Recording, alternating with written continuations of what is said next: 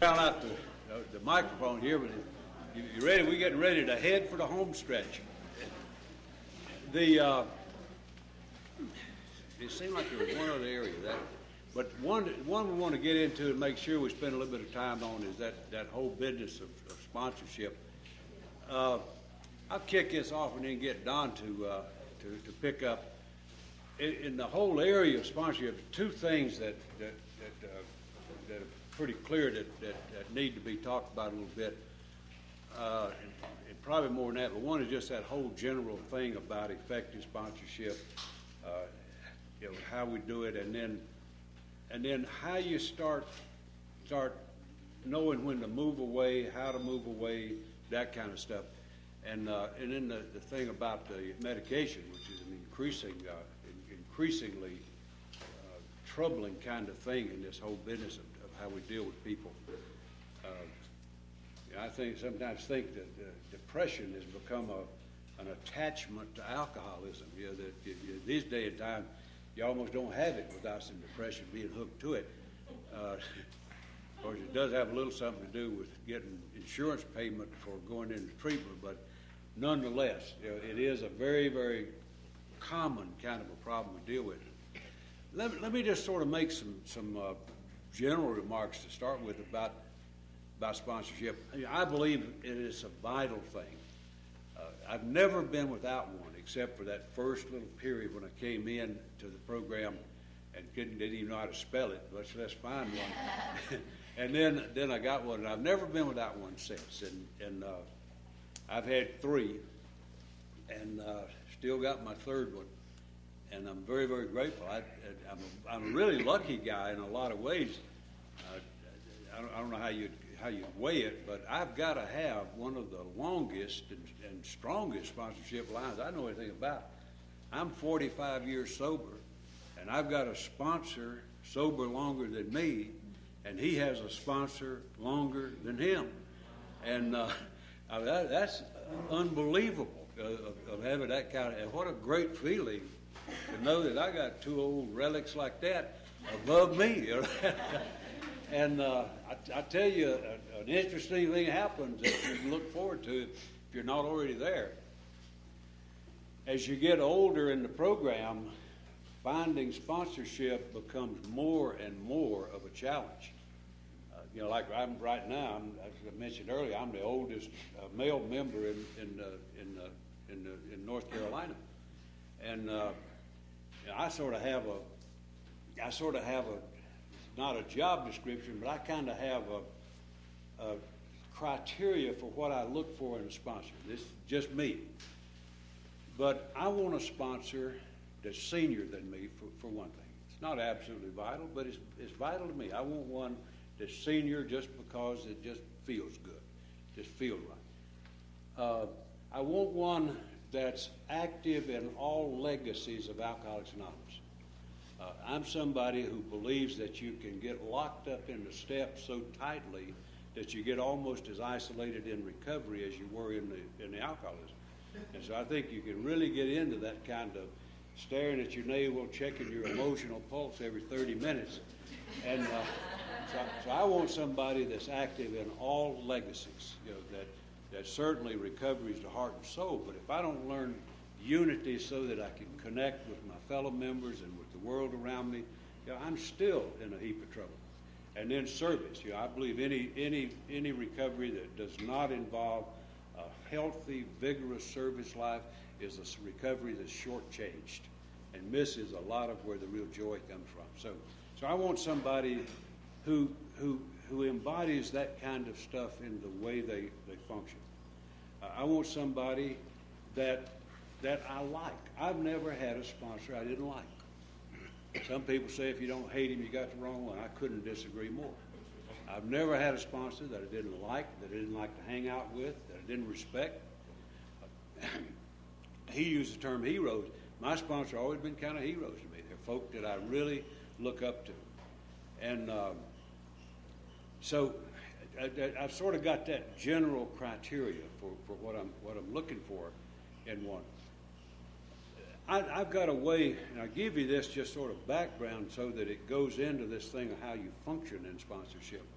if it isn't a well-developed marriage, so to speak, it's not going to have a lot of value, you know. And so I've got a certain thing that I work out with I don't have much experience, but I make this standard in when I set up sponsorship with somebody, either somebody I'm sponsoring or with my sponsor. There's three things that I want understood with my sponsor, and I've got it understood with the fellow who has that job today. One, my sponsor is the only person on this planet, the only one who's invited into my life unannounced. Nobody else has that permission. But he's somebody, it's his job. I've asked him to step into my life anytime about anything. Absolutely no holds barred. And he's the person that I will listen to no matter what he's got to say. I won't interrupt him. Now I might argue with him later, but I'm going to hear him first. And I won't always do what he says, but I will hear what he says. That's what I want him to tell me. And he's the only one I've got. I mean, he's the person I'll call when the chips are down. I may talk to 1,000 other people, but when the chips are down, there is no question where I'm going. And so that's sort of a fix I have on a job description for a sponsor. You know, I sometimes think that we do a disservice to the sponsor by making a too great expectation on what it ought to be. It sounds sometimes like we get to thinking that the sponsor ought to be a combination of Adolf Hitler and Sigmund Freud, you know, that you got to be a real kind of rock'em sock'em jump on you guy, and then have tremendous insight and understanding, be able to respond to any problem no matter what. And that's a little unrealistic, you know. A sponsor to me is a fairly practical thing. It's somebody that fits that description that I trust, who is somebody I can talk with about where I'm going, can share their experience with me.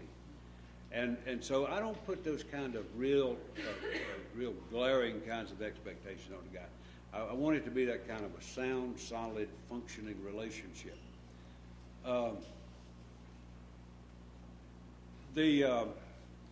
When I set up sponsorship, and I do this with people I sponsor as well as when I sponsor, I always make it a very serious transaction. You know, I always have a private meeting, a scheduled meeting, so that we go in, usually meet for an hour and a half, 2 hours, and basically what we want to do is solidify that relationship, agree on what it is that we're looking for, what the expectations are, you know, so that there is no surprise in how we do business. If we're going to meet with regularity, or like at 6 o'clock in the morning, cruelty that he imposes on people, whatever it is, we make an agreement, and then that's the agreement, and they become the terms under which we operate. And so I like for sponsorship to have a real kind of a sound, business-like thing. You know, it's what I'm dealing with is my life, and I don't want to be frivolous and casual about something that may be my lifeline at times, and I want it to be sound. I want it to be solid. Don't want it to be up for grabs. So the way I look at it, sounding in keeping with that realistic expectations, based somewhat on that stuff I was talking about earlier when I was trying to help start AA in a town. My job as a sponsor is to help the new person that I'm working with know that there's a solution. Clearly know that there's a solution. And just as clearly know that I'm not it. That I'm not it. And that came somewhat from watching people drop like flies when I left a town. See, I had not let them know that there was a solution.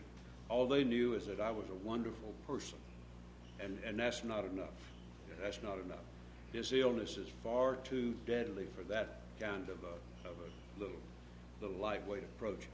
And so it sounds real simple to say that, but knowing that there's a solution doesn't mean just throwing some words at them.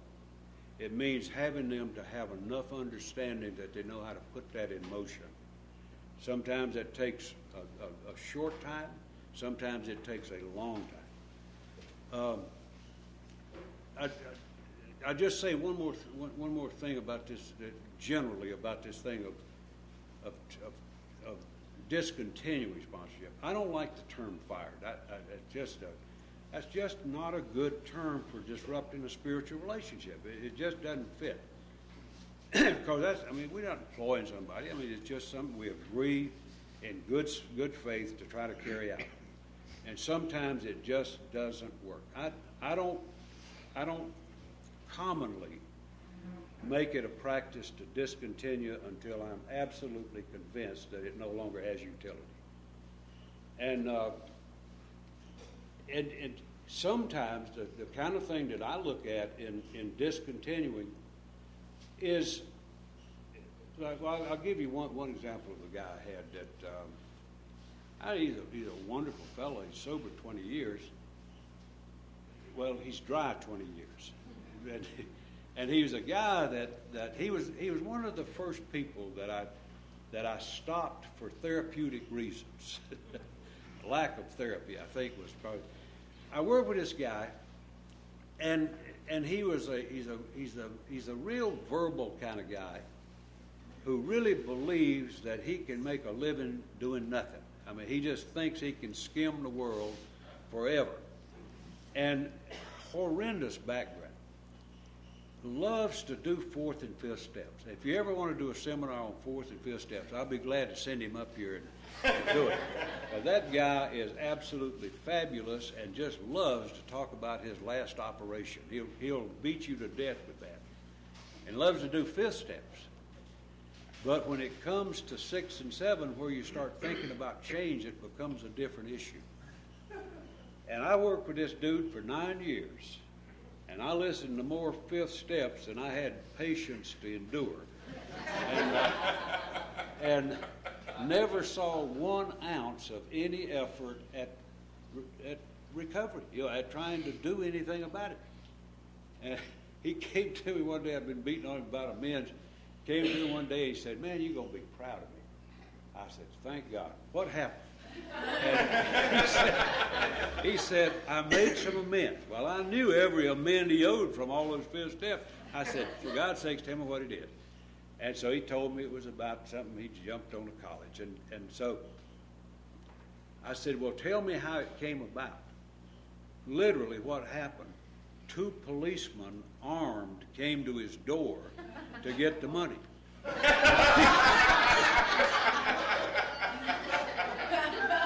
I said, man, that ain't even close,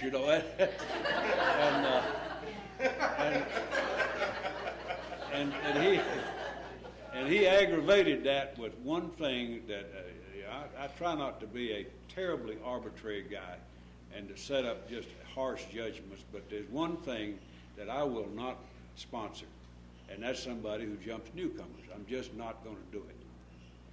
Because I, honest to God, don't know of anything more cruel excuse me, than taking a wounded newcomer and depriving them of the right to recover.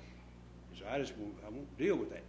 And so this guy aggravated the case. I was going to stop anyway, but that made it a lot easier. And I stopped sponsoring that guy. I gave him several months' notice because he's not a handsome beast. I knew he was going to have a hard time. I said, "Buddy, you're going to have to find you somebody." Gave him a date certain.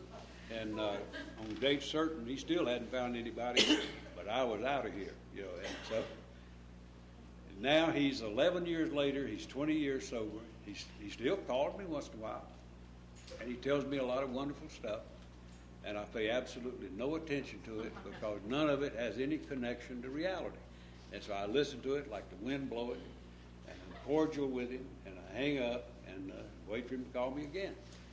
And so sometimes, in a case like that, that was because I saw the lack of the guy just not willing to do the stuff. And in a case like that, I have no, I don't like doing that. But it was what I'm doing is perpetuating a myth when I continue to allow sponsorship to be used to describe a relationship. That's a myth. There is no sponsorship. And so I'm not willing to condone something where there's nothing going on. There are other times when the relationship just becomes dysfunctional, where people just won't follow the agreements and get more and more lax and slack about maintaining contact and maintaining viable dialogue. And so in a case like that, when there's no response to repeated warnings, I'll just say, I think it's gone far enough. I'm not mad at you. I'll be your friend, but I'm not going to call it sponsorship. Because I think there is a viable dialogue that has to occur for that to have meaning. And so those kinds of things I put on their standards. We'll get Don talk about this a little bit, and then we'll come back on the thing about dealing with it in the heading of that medication stuff. But that is a big issue, and it's one that is well worth talking about a little bit. But let me get Don to talk about that a little bit, and don't want to work past quitting time, even though we stole 45 minutes on breaks.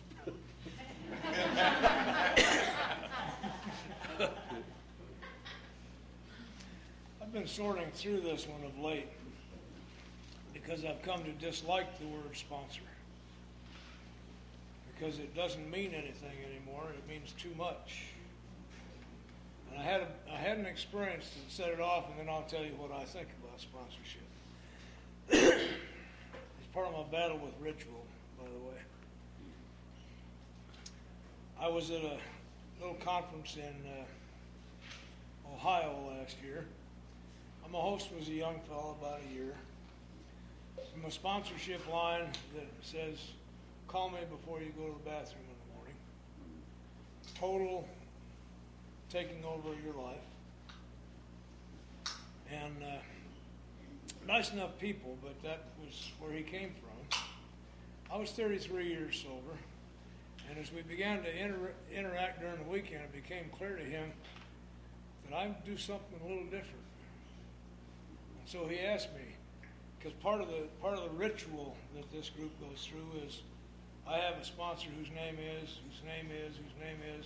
and all the scalps are taken off the wall and put out there for you to look at. And the implication, the way it's done, if you're not doing it this way, you're not doing it right, get away from me. I hate to say it, but that goes on today. So he asked me, do I have a sponsor? And I had to honestly say, please describe to me what you mean by that so I can answer the question. And when he was finished describing it, I said, by what you described, no, I don't. And I watched his face. It truly disturbed me. Because I was a living lie. You can't stay sober this long unless you do it this way. But I had. And I don't want to ever be put in that spot again. So I started investigating, what the hell does that really mean? All I know about it is the way I was sponsored. Now, my experience is a little different because we only had one meeting a week, and we weren't even allowed to go to that one until we'd been through the steps. And we weren't fit for that meeting. They had real people come in from the outside. And until we had something to say, which goes back to where sponsorship came from. It's not in this book. It's described, but it's not mentioned as a word. A sponsor in any organization is the guy who says, guys who are already members, old Tom here would like to become a member. And the guys say, well, we're not too sure about him. Tell you what we'll do. If you will be responsible for him for a little while, until he learns how we operate, so when he shows up in the meeting, he don't screw it all up. You teach him what it is we do. And then we'll all get together and let him do it and see if he got it, and then you're off the hook. That's kind of the way it is in the Elks and the Moose and the way it was here too. Okay? So that's one piece of sponsorship that I looked at as a word, one description of it. I am responsible to the new person to show them what it is we do here. Now I'm having difficulty these days because instead of showing them what we do, I'm teaching them our lingo instead. So in 3 or 4 weeks, they've got the lingo, and when you talk to them, they sound all right, and they're dying. But they sound all right. We got the lingo. We didn't show them what it all we did. I came from a group that showed me, well, let me describe sponsorship in here, and then I'll get on with it, because it is described here pretty clearly.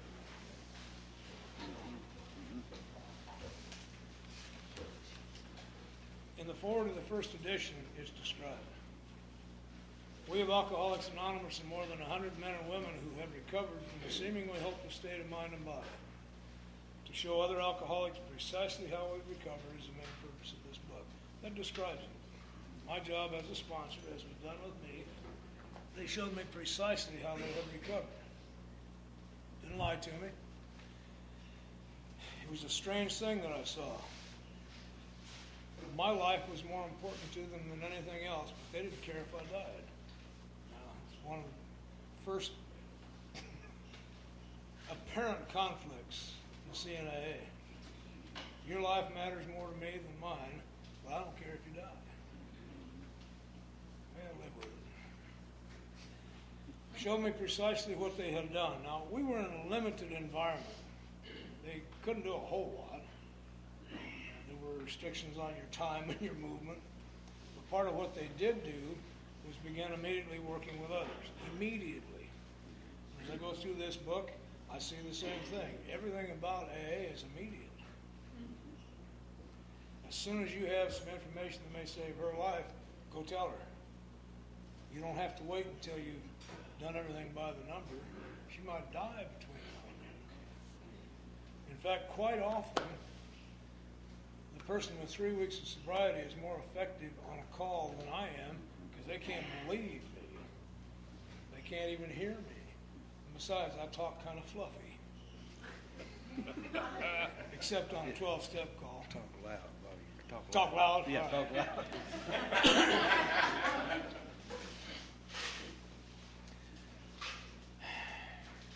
Bill uses the word protege in the book. And that's my understanding of the sponsorship relationship. A mentor and a protege. A protege is somebody new who wants to do what this person's doing.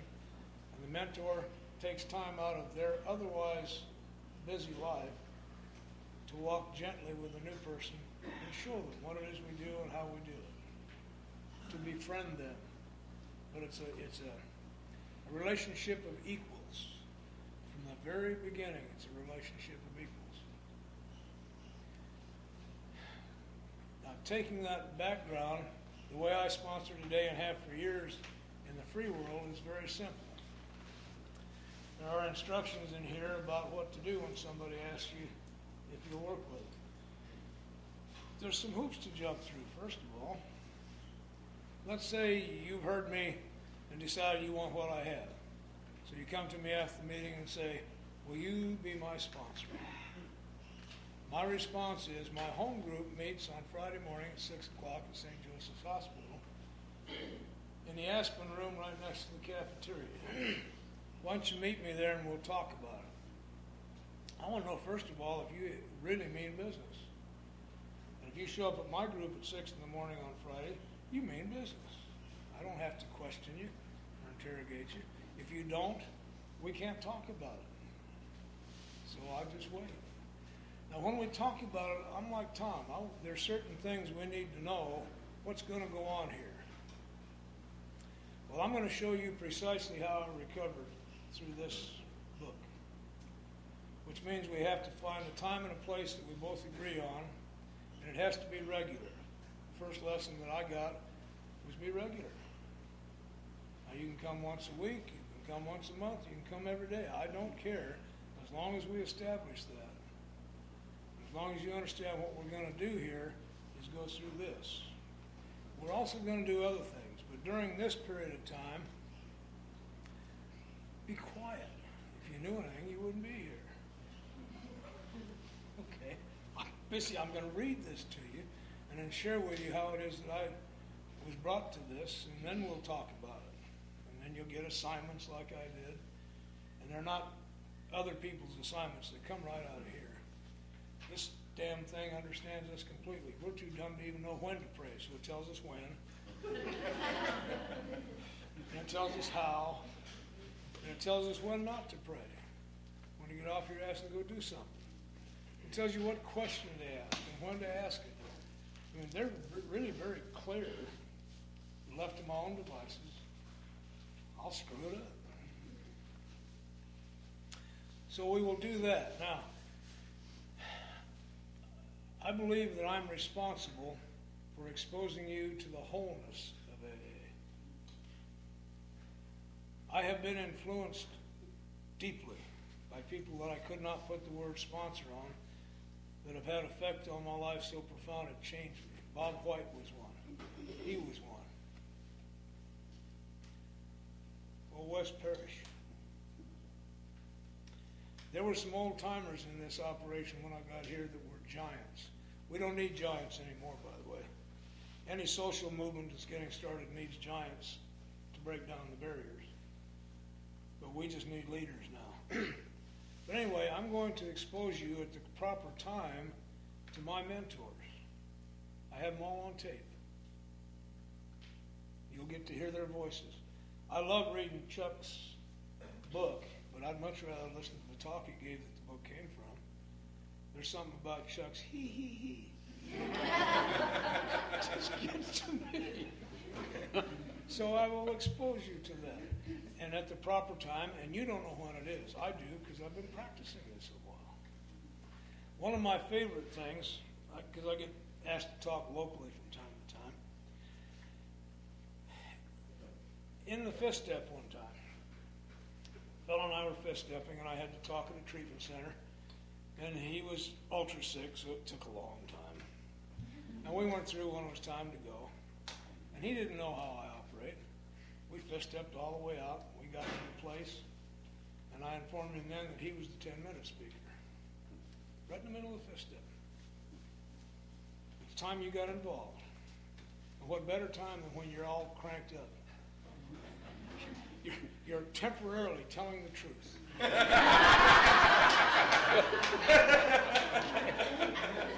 Get him, kid.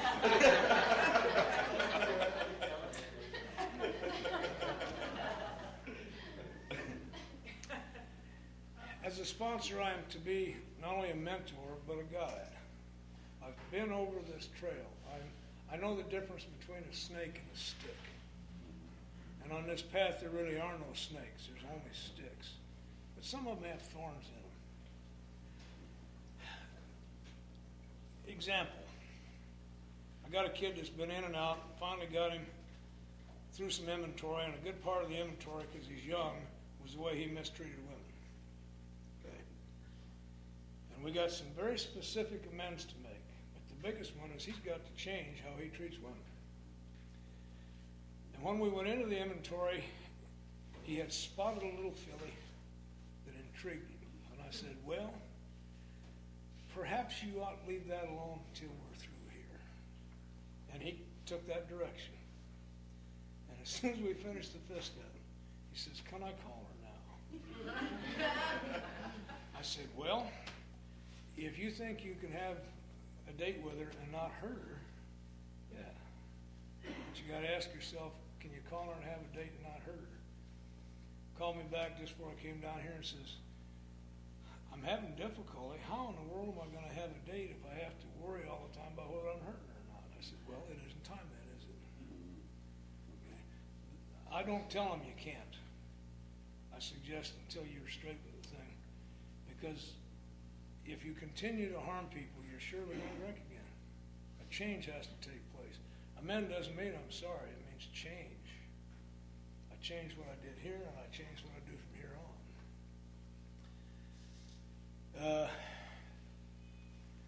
I want you to meet and interact with my family. I don't know whether you're going to have a family or not, but you might as well find out what they're about. I get the psychopaths, by the way. Well, I do, because I know who they are. They're just frightened boys. And my children, because we communicate in my house, know that's who's sitting on the couch. They also know they're perfectly safe, because I'm there.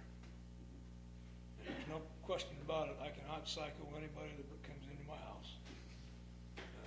Don't pull your bluff on me. Mainly, I absolutely adore them. I just love them like sick babies, and they respect my home. Never have I had any trouble. And I've had some bad people in that house. Never any trouble. We start, and again, it's because of the way I've got a special room. Some of you have been in it. It's a very private place. And this is where we're going to do our work. But first, we're going to start on the couch near the front door and the stairs that come down for a couple reasons. You're not bringing your shitty attitude into my room, first of all. Okay, it's a spiritual place. You ain't messing with it. You haven't earned the right to go into my room yet. Sorry, but that's the truth. More importantly, I want you to see how me and my family get ready for the day. This one particular time was wonderful. I've got 2 daughters that then were in their early teens. And if you think it's hard getting out of bed when you're alone, try to get out of bed and get ready when you got 2 teenage girls and a wife in the house getting ready for work. Just sit down and wait. Might as well have somebody come over because I can't get in the bathroom till after 7. Anyhow, the lunatic and I are sitting there.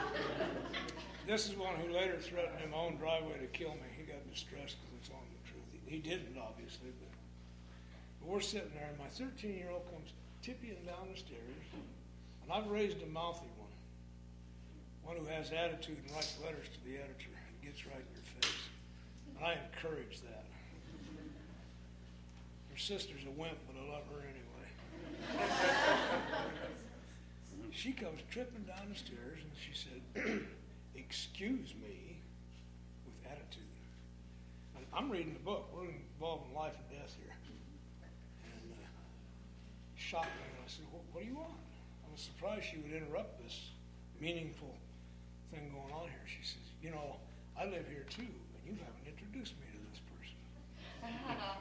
We both got a lesson in human behavior and in rudeness. So I introduced her, and she says, "Okay, bye-bye."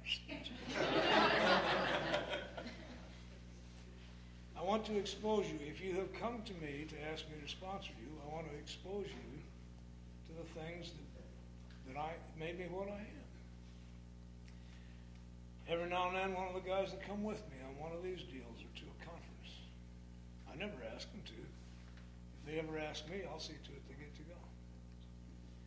I try to get them to pay for their own ticket. They should be self-supporting through their own contributions. If they can't do that, I got plenty of frequent flyer miles. And they don't belong to me. They belong to my family, and they're part of the family, so off we go. They get their own room. I'm not sleeping with no lunatics.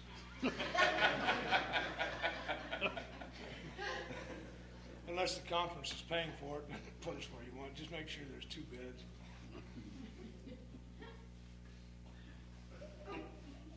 Now, that's the regimented part. I believe this firmly. When new people come to me, they're incapable of surrendering to God. They either hate Him, don't believe in Him, or confused about it. But surrender is the absolute bottom line requirement for movement forward. You got to surrender the old way entirely. So I let them surrender to me. 6 o'clock, my house. Make it a sacrifice. This is nothing. Until the first time we meet.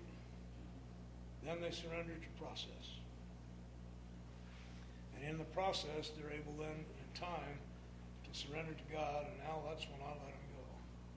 We still continue on with my exposing, but from here on, you can't count on me.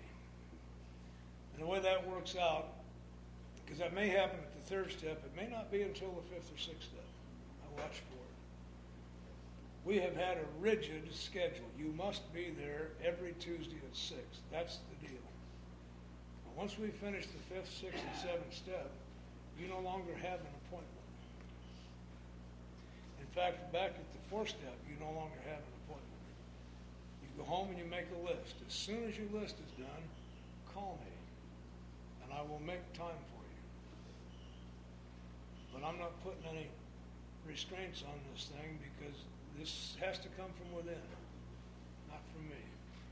And if it takes you a long time making your list, when you call, I will remind you that you've accessed spiritual power here, because everything from the third step to the seventh step is all part of one prayer.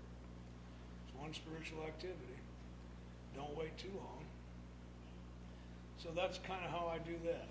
And then, once that's all done, take this inventory list, make a new list. I'm a listing person. All the people here you owe amends to. Make that list. Then add anybody you can think of, because if you met with them, you messed with them. That's what my sponsor told me. Okay. Then I was given an exercise that I will give you. Go back to your private place. Take this list and look at it. Close your eyes and picture each one of these people in your mind. And see if you can feel a willingness in your heart to look them right in the eye and say to them, I've been wrong and I've harmed you. Would you please tell me what I have to do to get the books to balance? I got free locked up in a penitentiary cell doing that. Literally lifted from my chair and set free. Willingness is the demonstrable sign of the presence of God. It is so powerful that the very instant I'm willing to be changed, I have already been changed. It's just instant.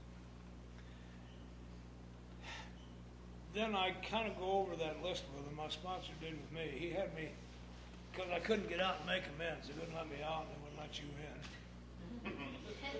He said, well, some of them we can deal with by mail, and some of them you're going to have to go see. And I learned a very important thing. I get to live with what I did, sometimes for a long period of time. And there's nothing wrong with that. I'm not guilty or ashamed about it. But I have some pain in my heart over some of the things that I did. And I should have. It keeps me from getting arrogant. It helps me to understand. I made a guy so mad the other day, Tom. He said, what do I get at the end of this? I said, compassion. He said, you son of a bitch. Do I get something better than that? No. Compassion. Okay. But bring me your list, whether you do it on cards or yellow paper or toilet paper. I don't care. Bring me who you harmed, how you harmed them, and what you think you can do to make that right. Because part of this process now that I'm free is to help the people that I harmed get free too. If I harmed you, I put you in a bad emotional state. I need to give you the opportunity to smack me down or forgive me or whatever you need to do. And all most people ever want is for me to come and say, I was wrong. I've been waiting for years to hear me just say that. Then you're pretty much on your own. Get on about it. If you wish, I will show you how I do the 10th step, but so does this. The 10th, 11th, and 12th step kind of overlap, particularly 10th and 11th. I do not spend a whole lot of time showing people how to meditate. You really don't want to try what I do today. It's different than what I did last month. It's been different all along the way. I will share that with you if you wish. But you're kind of on your own now as far as this program goes. Now you and I together will go out seeking. I take one of the guys I sponsor to a prison meeting that I'm committed to. Third Tuesday of every month. We drive for 2 hours, talk with the lunatics for an hour, and drive 2 hours back home. He's getting exposed to that. I take them to assemblies. I talk to them. We have a traditions and concepts meeting at my house every Wednesday night at 5:30. Where we're going to go through that. They need to see the whole scope of the deal. I've become what's known as an elder statesman in service. I think I'm just a cranky elder statesman. My voice is heard through the people that I sponsor. The very nature of the fact that I became a trustee and did all this public stuff, whether I didn't get any prestige from it, but you all think I did. And the people at the assembly think I'm all-knowing. So we got a problem. When I show up in assembly, there's a group of people that believe if I say it, it's gospel. There's another group of people who believe if I say it, it's got to be bullshit.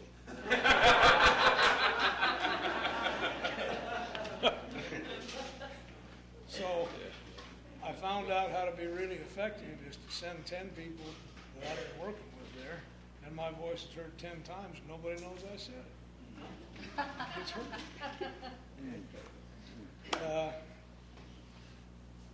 Not that I don't go to assemblies, but not much anymore.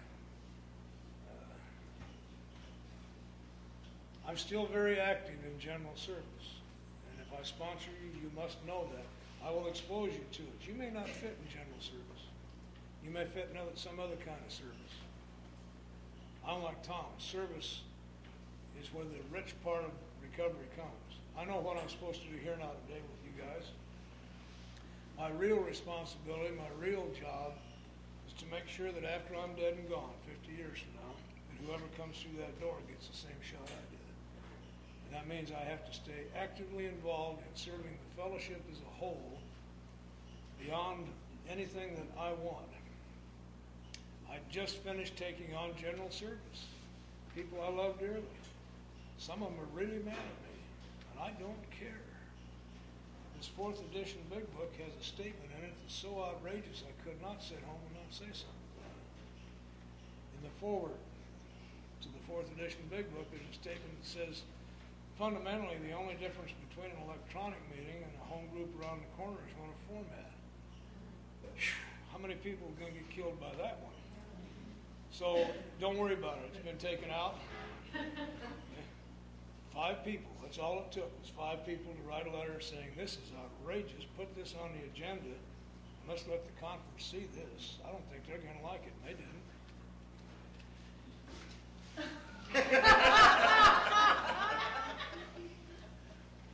Right or wrong, as a sponsor and as a member of Alcoholics Anonymous, I don't care how it goes. The end result really, truly doesn't matter to me. What matters is that we keep talking about things.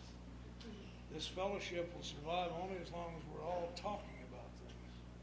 And the longer we talk, the better chance we have of surviving.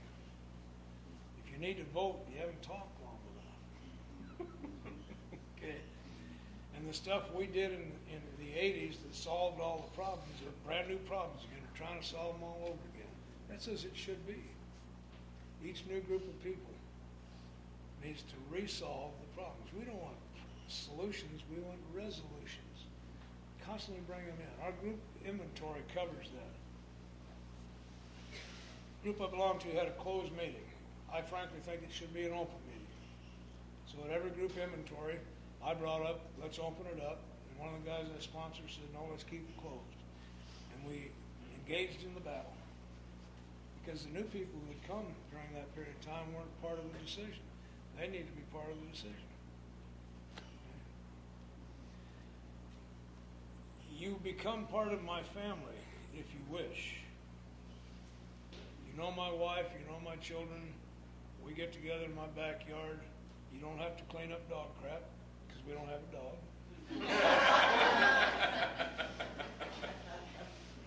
But we get together and we become part of Alcoholics Anonymous in our respective occupations, homes, and affairs. This is where it really happens.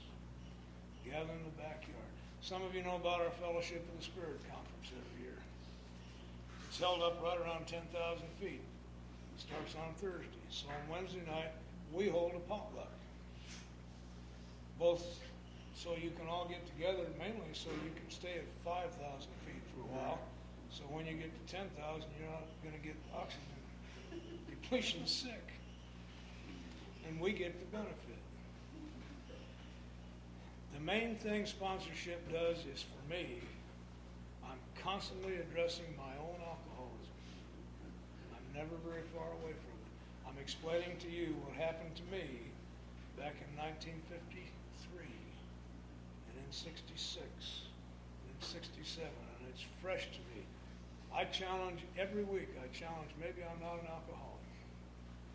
Because that's one of those rocks that there's a worm under in everybody's head. It's wonderful because I get to go through this thing over and over and over. and have made a host of friends. It's an embarrassment where I go. When we take a vacation, we can't tell people where we're going. Everybody gets hurt because they want us to come stay at their house. I love you, but I don't want to stay at your house. That's why I bought that van. I'm going to go camping. Except for Broussard's. I like Broussard's. Got a lake out back, and we go fishing in the morning at 6. Catch sockeye, perch, and have them for breakfast. I'll stay with Bobby. Mentor and protege more defines it. Now, if we can understand that's what I mean by sponsorship, then we can use the word. And it's that way with many things in Alcoholics Anonymous today.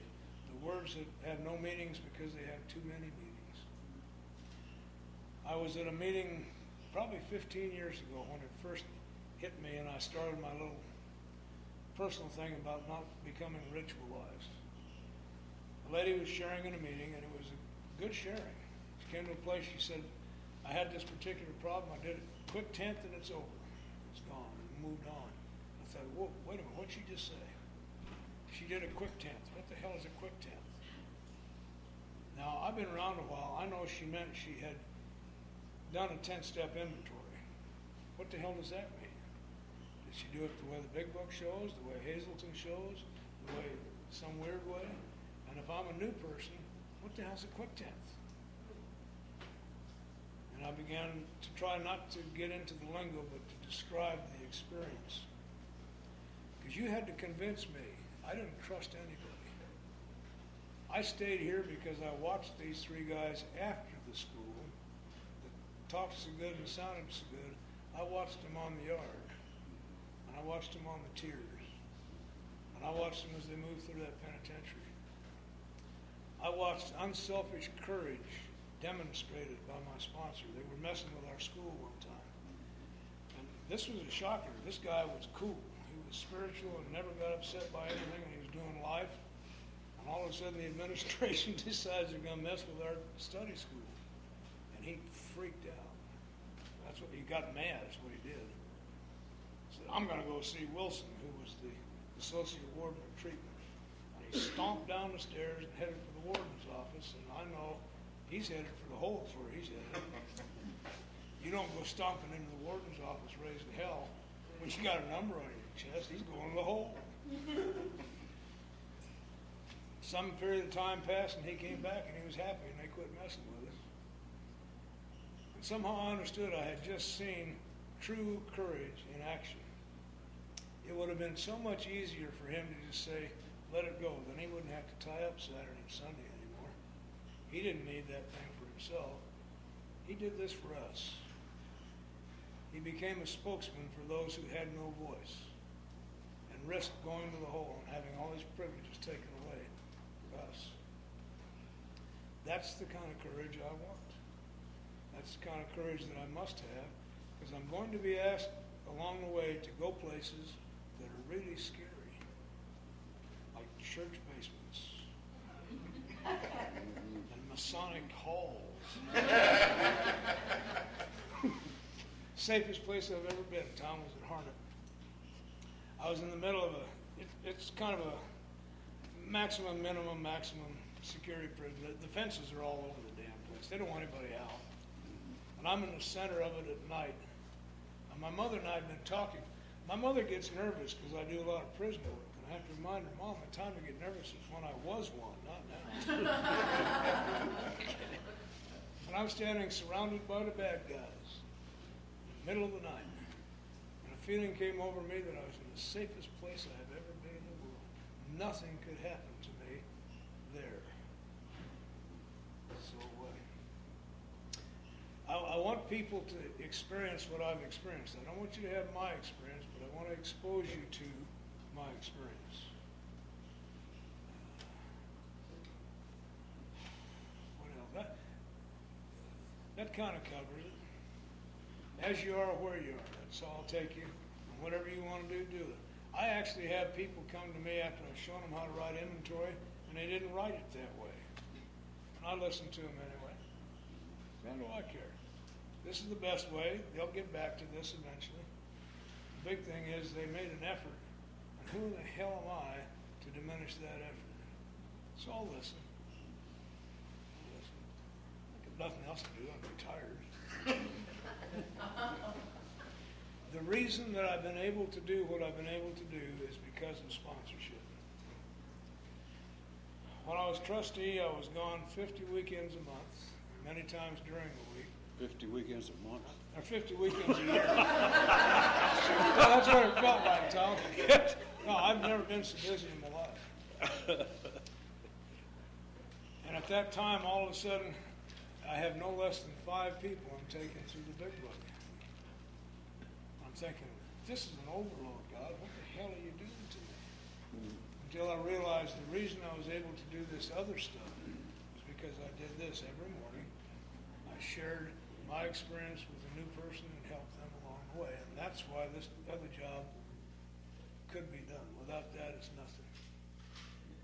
I get very disturbed when I hear service people say, well, I'm getting ready to rotate, so I think I'll go back to my group and make coffee. If you have to go back to your group, you're in trouble. And they don't let me make coffee. I make Navy coffee. Even spoons won't stand up. I want to see the hair just spurt out of your head. Anyhow, I don't want to just wander on. This is important. What do you mean by what you just said? If you have to go back to your group? If you're in service and you leave your group to do service, if you let service replace your group activity, you're in trouble.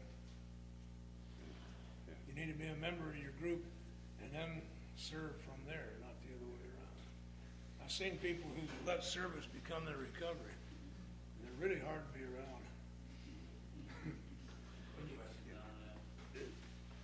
Well, it seems like what you do sponsor people that don't have any geographic. And I've been working that way since we went down here about 10 months ago. My sponsor was that thing. What do you see as a limitation? For me, it depends on which aspect. Long distance sponsorship. This sponsor lives in Pennsylvania. How do I look on that rather than one-to-one? It's very difficult, for one thing. If the piece of sponsorship is me taking you through the step work, we have to do that one-to-one. That can't be done long distance effectively. If the sponsorship relationship is one of 2 peers who are needing a mentor or I've gone some places you haven't gone, you get ready to go. We can do that on the telephone. I can sponsor people when we're talking about principles on the telephone. But the step work has to be done face to face for me. It just doesn't work any other way. The rest of it, yeah, there's no problem with that. I have mentors too, by the way. A lot of different kinds of sponsors I've had. When I came out of the penitentiary, a little guy named Harry, I asked him to sponsor me. For one reason, Harry was elegant. Harry knew how to behave in polite society. And I'm not stupid, and I wasn't raised in a hut somewhere. But in addition to his program, Harry took me to plays, to the symphony. He took me to the Broadmoor, where there's more silverware than anybody could ever use. Taught me how to behave in that environment. Gave me that really simple thing. How do you know which one to use? Well, you start from here and then work your way in. Geez, that's fun. Harry died of an overdose because Harry didn't like to use the program, but he was very good for me. He taught me some things. One of my other sponsors, he and I became such close friends within 2 weeks that I fired him as my sponsor, and we've been co-sponsoring each other for years. Let me mention one thing about the geographic thing. I mentioned earlier that as you get older in the program, finding somebody that fits the criteria becomes a real challenge. And the last time I needed a sponsor when my guy developed Alzheimer's, and I had a little bit of lead time, I just started drawing circles about who was in catchment areas. I hit pay dirt 3,000 miles away. And I would prefer having somebody in my home group, but it's a matter of what are you going to compromise, and so in those cases, certainly there are times when I sponsor people in many parts of the country. I make it a point to avoid people in early recovery, like Don was talking about, because it is tremendously important to have immediate access, to have that accountable relationship, the tight thing. I wouldn't begin to take on somebody in early recovery. But it's one of those things that becomes a necessity. Like right now, my sponsor's probably going to outlive me, but he may not. And I already know who my next one will be if I have to. Now, he doesn't know it. Nobody knows it. But I know it because I don't want to be without one. It's not because I'm hanging off a cliff. It's just a part of what makes me a whole member. And so when you get to this point, you have to think that way. Otherwise, you're going to be compromising something that's not compromised. Let me mention one other thing for what it's worth. The thing that Don just described is a wonderful, ideal way to work with somebody going through the program.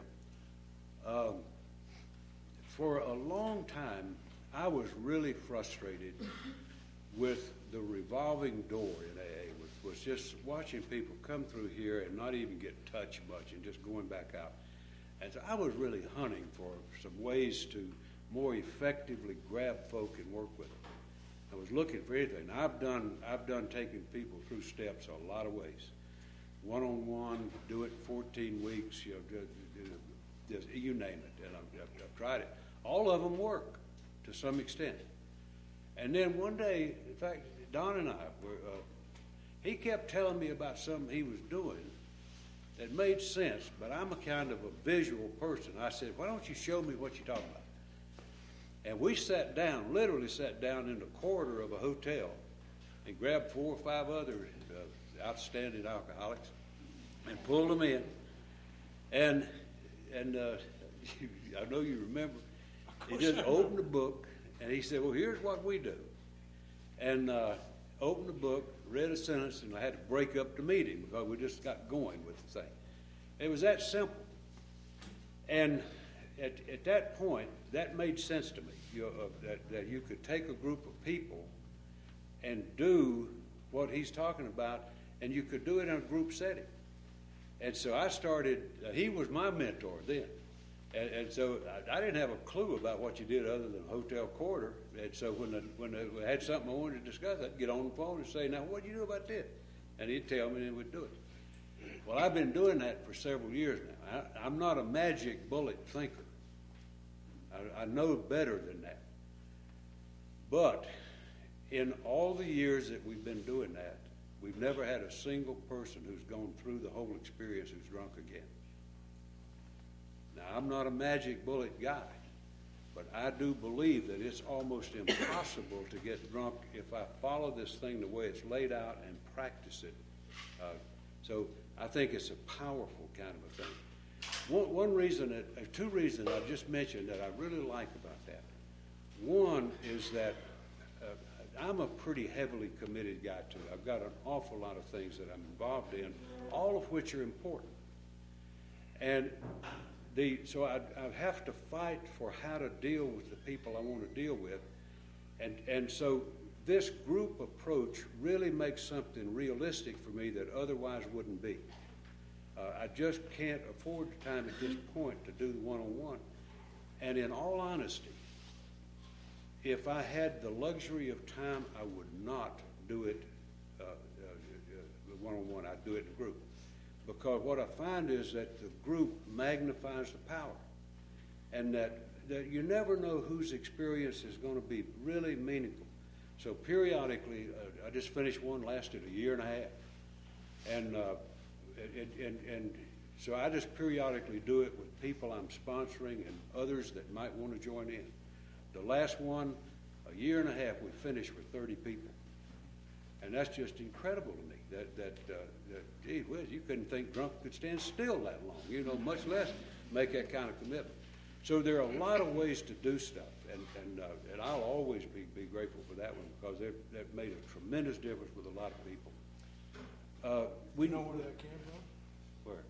Max Sheeter, Oh, yeah. who was That's sponsored right. by his Exactly. sponsor. Yeah, And that's it's right. all here anyway. It's a small family. Let's spend just yeah, go ahead. Yeah, we get inundated with requests for temporary sponsorship. Comment on that. I'll just make a real brief comment. I don't dismiss anything. That sponsorship, like Don was saying, covers a multitude of sins. And it doesn't mean, they're all variations of sponsorship. Certainly the kind we've been talking about, classic sponsorship, where it's that one-on-one with Mr. Wonderful, that's the Cadillac. But in this day and time, we get an awful lot of people that almost overwhelm the resource. And so I think temporary sponsorship can serve a purpose. In our group, we do it. We make it available. What we encourage is that we do it for a set period of time, 60 days. And the function during that 60 days is to help the person get prepared to engage in sponsorship sooner the better.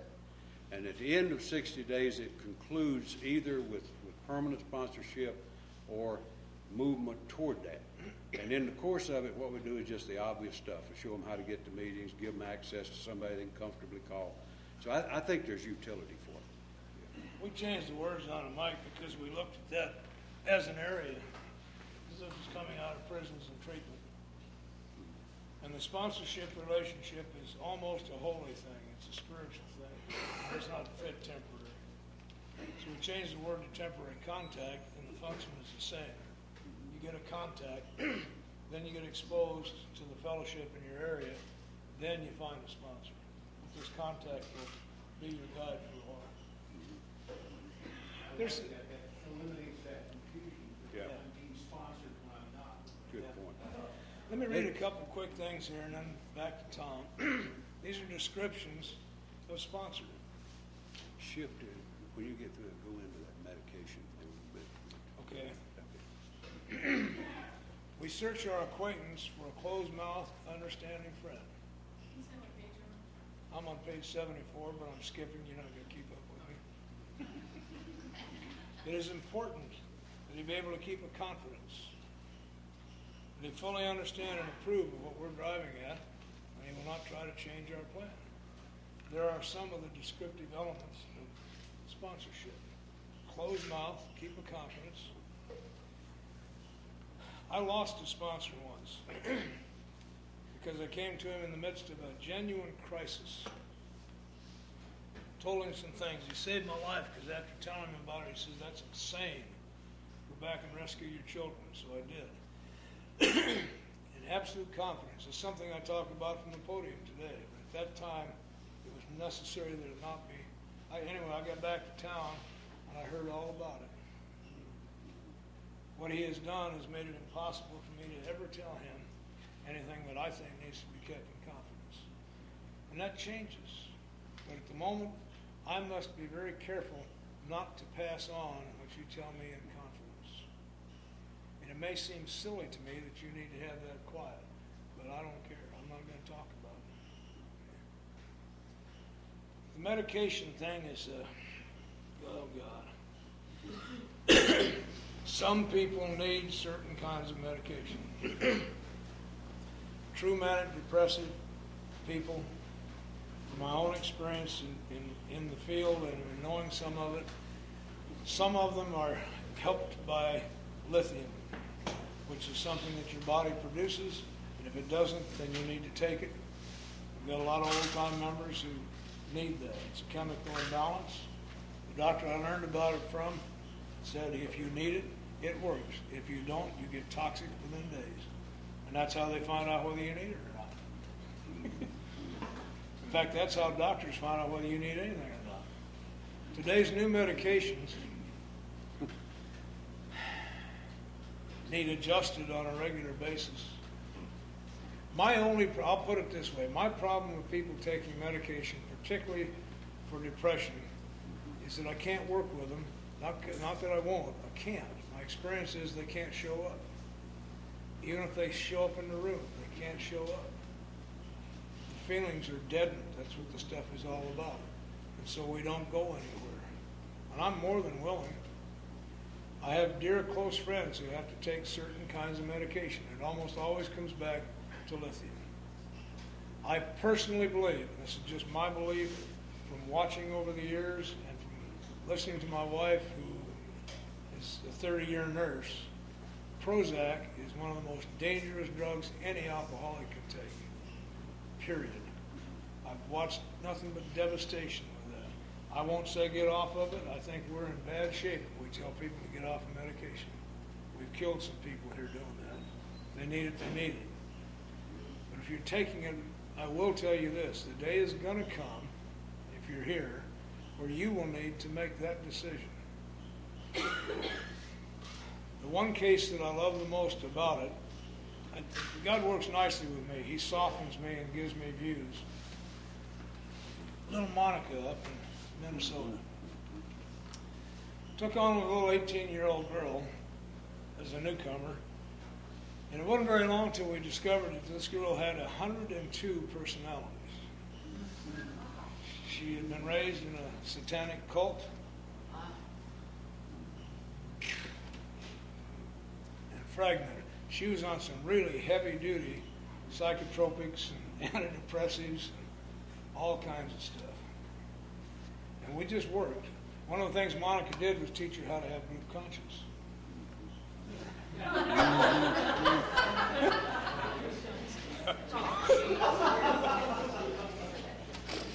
I'm serious, it helped.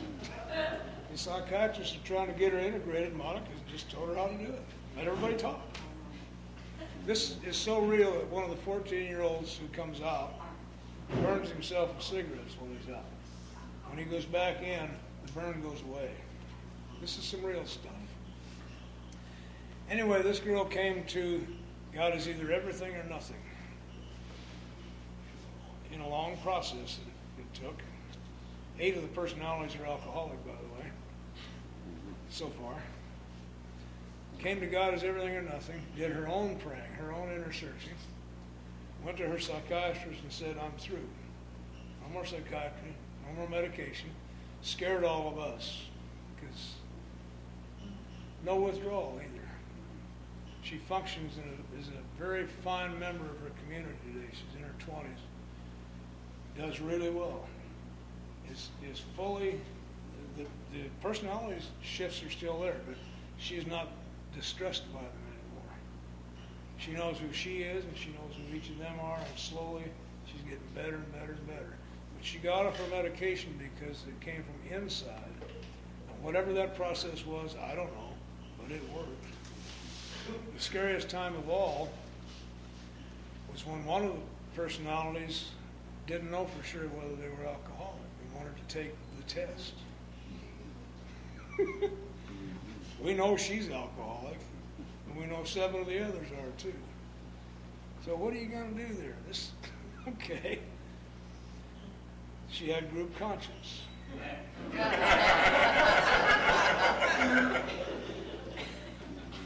All 8 of the alcoholics said, we understand. We're going away while you take the test. It wouldn't be good for us. You take it. And I don't understand any of this. I'm just reporting to you what happened. This particular personality did some controlled drinking, and it worked just fine. And when it was all over, the rest of them came home. And I don't know how that works, but all I can tell you is regarding the medication, she survived it. We had a kid on methadone one time, 100 milligram methadone. This is an 8 or 10 week withdrawal if you're lucky. He made the same choice. This is all or nothing. I'll take whatever heat there is. We had a friend out that had a farm, a dog farm, out in the country. We figured that's a good place because when he screams and yells, the dogs won't care. 3 days of mild discomfort is all we had. And it was over. Had another kid on the same dosage that took 10 years. Could not get past that 5th and 6th day. Couldn't do it. So I'm watching this, and I want to be careful not to diagnose, but I'm very, very suspicious. I work with a psychiatrist, and he said the main problem that he sees, and he's an alcoholic, any competent psychiatrist dealing with alcoholics in their first 6 months of sobriety would have to necessarily label them as manic depressive. In our meetings, we just call them mood swings. Okay? And if they're competent, that's how they'd have to do it. He said the problem is we as psychiatrists immediately begin to throw drugs at it, so they don't get to finish it up. So he's working hard now in the field to say, let's let this stretch a little bit before we put them on medication. They may need it later. Some people do. But let's just don't automatically medicate. The ones I have trouble with are the ones who are self-medicating. I don't feel good, so I'm going to find a doctor who will tell me what I want to hear and start taking these things. And the only trouble I have with that is I can't work with them. They don't show up. That's my only experience with it, Tom. We've dealt with a lot of it. We're finding a new thing you might want to watch. We found it in corrections particularly, a large increase of amphetamine abusers. And in tracking their histories back, we found that they were once children on Ritalin. And then they took them off of Ritalin, and now these kids are self-medicating. Because Ritalin is an upper. It takes hyperactive kids and slows them down. These guys don't get screamy, goofy on amphetamines. It calms them down. Watch for them. You're going to run into them. Let me just mention a couple of things well, one, if you really want to get hold of some information that I think is sound and solid from the professional field, but fits an AA perspective, there's a guy by the name of Stanley Gitlow, Gitlow, and he's an internist from New York. And Ross probably, I don't know if he has some tapes by him. He has a number of tapes that are out. Stanley Gitlow. Do you have anything by him? If you know how to get in touch with Dicoby, he can tell you how to get in touch with Dicoby. They've got Gitlow tapes. And this guy does as fine a job as anybody I've ever seen of discerning that thing Don was talking about the sort of the false diagnosis stuff. One thing he says in his talk about that is that he will not make a secondary diagnosis. You know, like it's so common now when somebody goes to treatment, they get a barrel full of diagnoses when they walk in. He says he wouldn't even consider a second diagnosis until 2 years of sobriety, because the false effects of what's happening are so misleading that you get these diagnoses that a guy has to live with for a long time. So Gitlow is a really good source if you want some outside objective information, best I've seen from an AA standpoint. The other thing that to me is awfully important is for us to remember who we are. And there is a lot of tricky ground in this whole business of dealing with folk with medication. And it's just as Don said, it can be tremendously dangerous to start yanking around something in an area where it may be life-threatening to a person. So I think it's awfully important to remember who we are. There are two things that I would point out that are kind of important for me to think about. When I'm working with somebody, I want to know, or from my just layman standpoint, about the function, the level of disability. You know, if I'm working with somebody, what I want to see is whether they can actually track what we're doing. And if they can't track what we're doing, what's the point? And if you were there last night at the meeting and I told that kind of wild story, very true story, about the guy who came in and was so wild and nervous, and I put him to painting the wall. Because if I had tried to talk with that guy or sit him down and get into any kind of stuff, what a waste of time. So I started with him where he was and let him work out his sort of wild and crazy gyrations. And then he settled in and became a solid AA member. 25 years later, the guy's still sober. So it doesn't mean that he was a hopeless case just because he came in zonked out of his mind. You know, sort of helping him work through that thing, get rid of that, and then he could go to work. And I think that's kind of important to keep in mind. If somebody is clearly out to lunch, I need to wait till there's somebody home before I start beating on the door, you know. So, now that's just plain old common sense. And the other thing is how to deal with it. What I do with my guys that I'm working with, when I know that they've got a prescribed medication, I set up a deal with them to negotiate with their doc about how to come off of it. If they can. Some people can't. But if they can, that's between the patient and the doc. And if I start messing around in it, what I'll do is mess it up big time. And it's extremely, extremely dangerous ground. One reason I think that's such an important issue, there are places, like he's talking about, we get around a little bit, and there are places in this country where there's a kind of local ethic in place that if somebody's on medication, the sponsor tells them that they have to get a new sobriety date. Well, that may not be mandating what to do about the thing, but think what pressure that puts on somebody. If you got somebody that's hanging on by an eyelash and you give them something like that, that's a dangerous place to be. And so I think there's some real reason for concern, some real reason for being realistic about who we are. We're fellow alcoholics.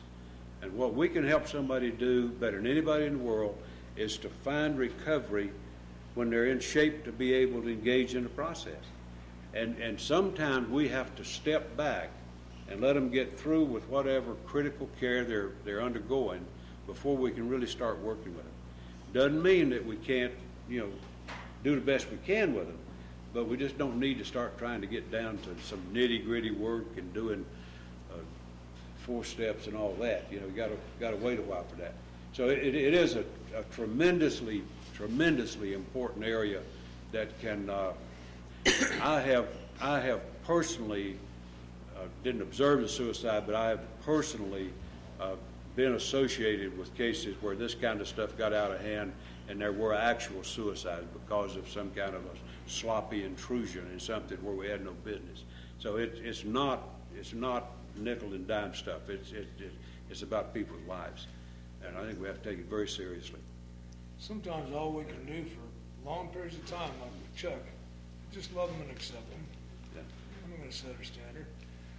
One last story about medication. Last October, I had some surgery, and I know for a fact that when you go into the hospital, you're at the mercy of well-meaning doctors. I didn't pray to be protected because I know I am protected.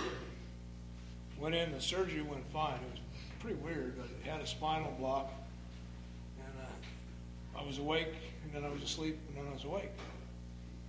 And I went to sleep with my legs like this, and I'm back in recovery, my legs are like this. I know they're there because I can see them, but in my head they're like this. And the doc says that's because the last time you were in touch with them, that's where they were. Until you feel them again, that's where they're going to stay. Went home. It was so successful, I went on home. 2:30 in the morning, they had to rush me back. I'm in bad shape. I started clotting and bleeding. We're back in the ER.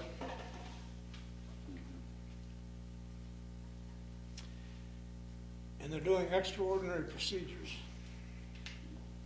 And all of a sudden, my head went, I said, "What'd you do?" She said, "Well, I just gave you a shot of morphine." Oh. So I threw up. That's appropriate. They go back to extraordinary procedures. And about 20 minutes later, I said, "Did you just give me another shot of morphine?" She said, "Yes." I said, "Well, you can stop. It isn't going to do any good. All it's doing is, so I'm not a drug addict. It's not going to have any effect. Quit."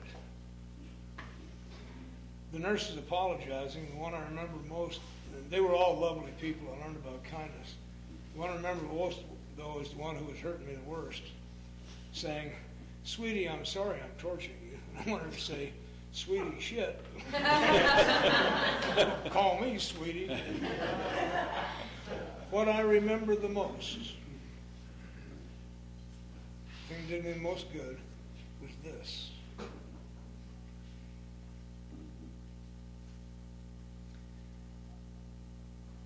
people are in crisis, and people who are taking